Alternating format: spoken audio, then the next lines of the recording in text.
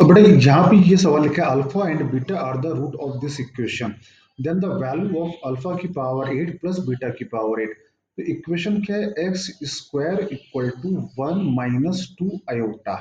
Alpha इसका root है तो सेटिस्फाई करेगा, अल्फा स्क्वायर बराबर 1 - 2 आयोटा, और बीटा भी इसी का रूट है तो क्या आएगा, बीटा स्क्वायर बराबर 1 - 2 आयोटा। सबको यहाँ तक क्लियर है। अब आपसे पूछा गया अल्फा की पावर 8 प्लस बीटा की पावर 8।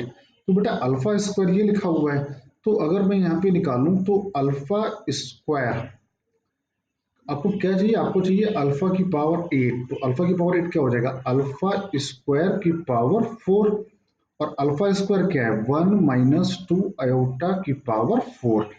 वैसे बीटा की पावर 8 क्या हो जाएगा, बीटा स्क्वायर की पावर 4, और बीटा स्क्वायर की वैल्यू क्या है, 1 - 2 आयोटा की पावर 4।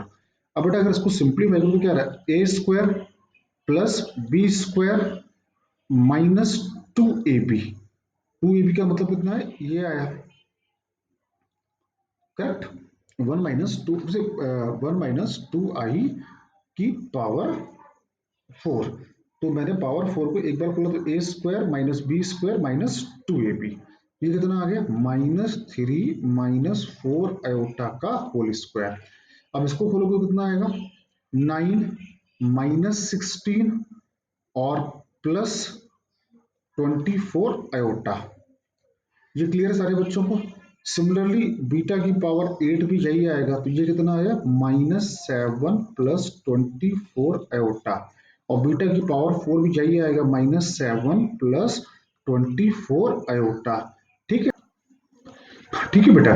अब बेटा इस क्वेश्चन में शायद यहाँ पर मॉड भी लगा हुआ था, then the value of this, mod of alpha की पावर 8 प्लस बीटा की पावर 8। तो अल्फा की पावर 8 प्लस बीटा की पावर 8 की वैल्यू कितनी आई, -14 प्लस 48 आयोटा। इसमें से 2 कॉमन ले लो तो कितना आ जाएगा, 2 -7 प्लस 24 आयोटा। अब इसका मॉडुलस ले लो, तो मॉडुलस का मतलब क्या होता है भाई, रियल पार्ट का स्क्वायर प्लस इमेजिनरी पार्ट का स्क्वायर। तो 49 प्लस 576, अगर बोलो -7 का स्क्वायर तो 49, और 25 का स्क्वायर 576, तो ये आ गया 2 इंटू 25। तो आंसर इज 50।